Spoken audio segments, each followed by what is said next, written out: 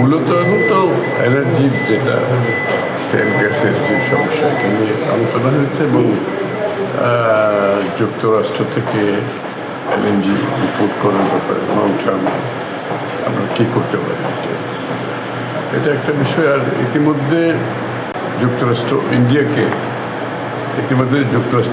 Waiver দিয়েছে, Russian একটা temporary waiver দিয়েছে, রাশিয়ান তেল কিনতে পারবে ইন্ডিয়া।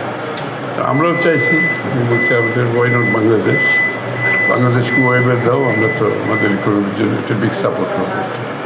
ওরা বলছে ওরা ওয়াশিংটনে পাঠাবে, দেখা যাক কী হয়। আর সার্বিকভাবে